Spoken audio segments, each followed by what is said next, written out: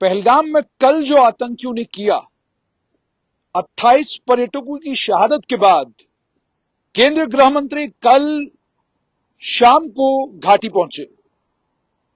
घाटी पहुंचने के बाद रात देर तक पुलिस और प्रशासन के लोगों के साथ मीटिंग्स चलती रही। अनंतनाग के डिप्टी कमिश्नर, घाटी के डेवकॉम और अन्य जितने भी सीनियर अधिकारी थे, वो सभी पहलगाम रातों रात पहुंच गए और उसके बाद आतंकियों को एक सीधा संदेश देने के लिए, यह बताने के लिए कि रण से पहले उस जगह का निरीक्षण किया जाता है जहां पर आतंकियों ने घात लगाकर निहत्थे मासूम लोगों के ऊपर गोलियां चलाई, उसका निरीक्षण करने के लिए खुद केंद्रीय गृह मंत्री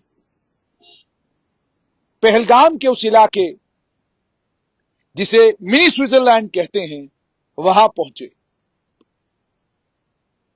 जिस जगह पर आतंकियों ने गोलियां चलाकर मासूम निहत्थे लोगों को शहीद किया, वहां पर मौका, जिस जगह पर यह सब कुछ हुआ था, उसका निरीक्षण किया। साथ में पुलिस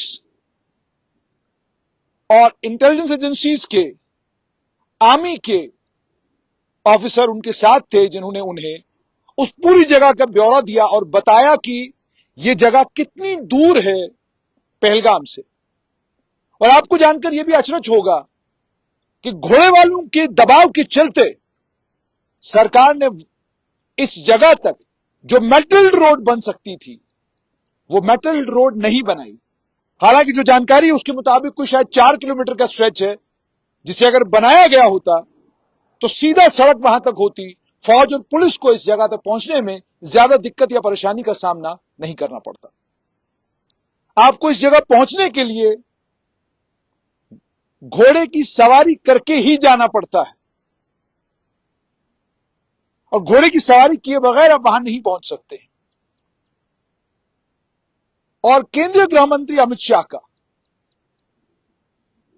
मिनी स्विट्जरलैंड जो पहलगाम का कहलाता है, वहां पहुंचना और वहां पहुंचकर जिस जगह पर आतंकियों ने यह कायराना हरकत की है, वहां से सीधा संकेत, उस समय जब उस पूरे इलाके में आतंकियों को ढूंढकर मौत के घाट उतारने के लिए एक ऑपरेशन चल रहा है, इस ऑपरेशन के बीच में केंद्रीय गृह मंत्री का वहां पहुंचना सीधा ये संकेत है आतंकियों को कि देश ने तय कर लिया है कि आपके साथ जो कॉम्प्रोमाइज वाला एटीट्यूड सरकारों का किसी जमाने में रहा करता था, वो एटीट्यूड इस सरकार का बिल्कुल नहीं है।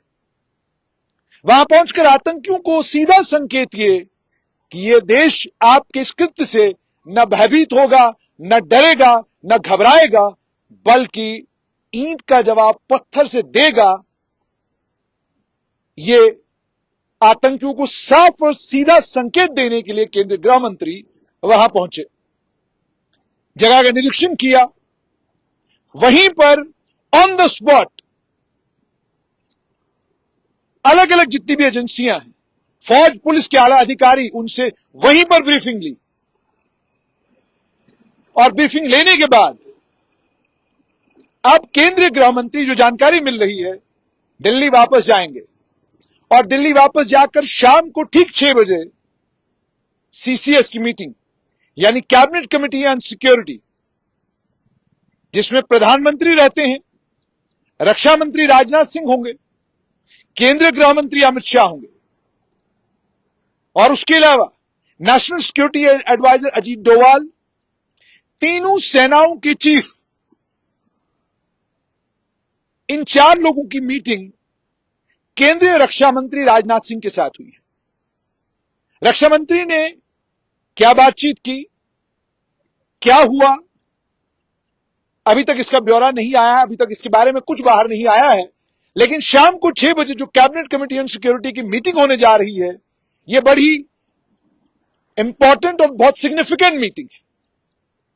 साल 2000 के बाद का यह सबसे बड़ा आतंकी हमला है पर्यटकों के ऊपर। और अगर घाटी में नरसंहारों की बात की जाए तो पुलवामा हमले के बाद होने वाला ये एक बड़ा नरसंहार है। और चारों आतंकियों के स्केच 24 घंटों के अंदर अंदर जारी कर दिए गए हैं। और जो लोग ये कहते हैं कि हम आतंकवाद के खिलाफ है और हम चाहते हैं कि जिन लोगों ने ये किया उन्हें मौत के घाट उतारा जाए, उन्हें हम मदद करनी चाहिए, स्केच देखकर फौज और जांच एजेंसियों को यह बताने की कि ये लोग कहां पर हैं। जाहिर सी बात है, आसमान में तो उड़े नहीं होंगे, कहीं ना कहीं तो होंगे। और जहां पर भी ये रेंग रहे हैं उसकी जानकारी तो वही आम आदमी देगा ना, जिस आम आदमी के इर्द गिर्द ये होंगे। जांच एजेंसियों ने अब काम शुरू कर दिया डिजिटल फुटप्रिंट्स पर। काम शुरू कर दिया है कि ये लोग, ये आतंकी यहां तक पहुंचे कैसे। बताया जा रहा है कि डिस्क्रीट मैसेजिंग एप्स का इस्तेमाल किया इन आतंकियों ने यहां तक पहुंचने के लिए। पहुंचाया किसने, किन लोगों ने मदद की, किन लोगों ने बताया कि मिनी स्विट्जरलैंड जहां पर घोड़े वाले पर्यटकों को पहुंचाते हैं, ये एक आइसोलेटेड जगह है। इस आइसोलेटेड जगह के बारे में आतंकियों को पता कैसे चला, साजिश कहां रची गई। अगर आप सोशल मीडिया या ट्विटर के ऊपर जाएंगे तो बहुत सारे रक्षा विशेषज्ञ, फौज से रिटायर हुए बहुत सारे ऑफिसर्स ये भी कह रहे हैं कि पाकिस्तान की आर्मी के चीफ जनरल आसिम मुनीर ने जो परसों एक भाषण दिया, उस भाषण से आतंकियों को शय मिली। और इतना ही नहीं, बल्कि उसके बाद एक आतंकी कमांडर का वीडियो भी सोशल मीडिया पर वायरल है, जिसमें वो आतंकी कमांडर घाटी के अंदर 52 लाख लोगों को डोमिसाइल मिला है, ये बात कर रहा है। और ये बात करके कह रहा है, ये बात करके हिंदू समुदाय को लेकर बहुत कुछ अपने वीडियो में कह रहा है। इन सब चीजों का संकेत केंद्रीय गृह मंत्रालय ने, इन सब चीजों का संकेत नेशनल सिक्योरिटी एडवाइजर के दफ्तर ने, और इन सब चीजों का संकेत आर्मी और जितनी भी जांच एजेंसियां हमारी हैं उन्होंने लिया है। सिर्फ इतना ही नहीं, बल्कि एनआईए की टीम भी मौके पर पहुंच चुकी है और उन्होंने भी पड़ताल शुरू कर दी है। उन्होंने भी जांच शुरू कर दी है कि आतंकी यहां तक पहुंचे कैसे, कौन इनको हैंडल कर रहा था, कहां से हैंडल हो रहे थे। एक बात तो बिल्कुल साफ हो गई है कि यह सब कुछ पाकिस्तान की आर्मी, आईएसआई और आतंकी संगठनों ने मिलकर किया है। ऐसी चीजें और इस तरह के सबूत जो हैं वो जांच एजेंसियों के पास आ गए हैं, जिसके चलते वो इस बात को लेकर बिल्कुल कन्विंस्ड हैं कि इस हमले के पीछे, इस हैवानी हमले के पीछे पाकिस्तान का हाथ है। और अगर आप देश का मूड और मिजाज देखेंगे तो आज जम्मू की सड़कों के ऊपर कोहराम था और पूरे जम्मू संभाग में, घाटी में आज पहली बार प्रदर्शन हुए, बंद हुआ, और बंद आतंकियों के खिलाफ, आतंकवाद के खिलाफ। और बंद में अलग अलग राजनीतिक दलों ने जहां पर हिस्सा लिया, वहीं पर मीरवाइज उमर फारूक का भी एक ट्वीट आया जिसमें उन्होंने कहा कि जो ये हुआ है इसे कतई बर्दाश्त नहीं किया जाएगा। मगर क्या इस सब से बात बनेगी? जो भय और जो खौफ जितने भी वहां पर टूरिस्ट घाटी गए हुए थे, जो उनके अंदर पैदा हुआ है, वो कॉन्फिडेंस कैसे वापस आएगा? देश से बाइकआउट की आवाजें आ रही हैं।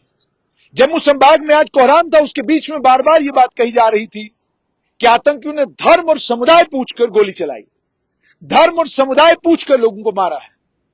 ये सारी आवाजें चारों तरफ से आ रही थी। इन आवाजों के बीच में घाटी के लोगों की कोशिश, जम्मू संभाग के अलग अलग जिलों में भलेसा से एक तस्वीर आई जहां दो समुदायों के लोगों ने मिलकर पाकिस्तान के खिलाफ, आतंकियों के खिलाफ जोरदार प्रदर्शन किया और कहा कि हम इस मुश्किल की घड़ी में एक साथ हैं और आतंकवाद का मुकाबला मिलकर करेंगे। इस तरह की तस्वीरें जम्मू संभाग के अलग अलग इलाकों से देखने को मिल रही हैं। राजौरी, जो अक्सर जहां पर टेंशन देखने को मिलता था इस तरह के हालात के बाद, वहां पर भी दोनों समुदायों ने मिलकर आतंकवाद की भसनाई नहीं की, बल्कि सरकार से यह आग्रह किया कि अब इस बार आतंकवाद पर इतना कड़ा प्रहार होना चाहिए कि आतंकियों की दोबारा हिम्मत न पड़े कि वो इस तरह का कोई भी कृत्य दोबारा जम्मू कश्मीर क्या भारत के किसी भी कोने में कर सके। हाई अलर्ट भी जारी कर दिया गया है। चारों तरफ सिक्योरिटी चारों तरफ सिक्योरिटी को अप किया गया है। दिल्ली में हाई अलर्ट है, बॉम्बे में हाई अलर्ट है, जम्मू संभाग में हाई अलर्ट है, उधमपुर में हाई अलर्ट है और सब जगह पर इस वक्त हाई अलर्ट है।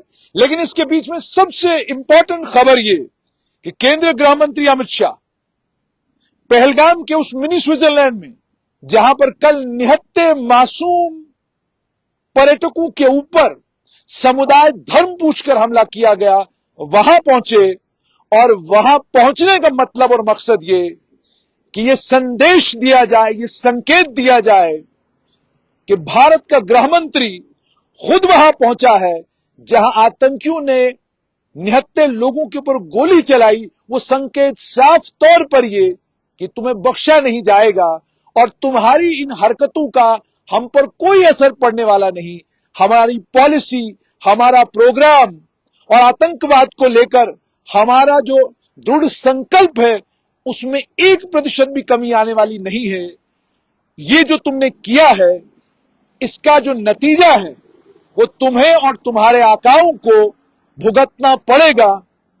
और सिर्फ इतना ही नहीं बल्कि जब केंद्रीय गृह मंत्री वहां पर पहुंचे और जैसे वो उस वीडियो में चल रहे थे वो साफ तौर पर यह था कि हम घाटी में वो सब दोबारा होने नहीं देंगे जो 2014 से पहले होता था कि कहीं आतंकी हमला हुआ और ढूंढ कर ले आओ 4 अलगाववादी नेता या 4 आतंकियों के कोई कमांडर जिनके साथ कोई बातचीत हो जाए।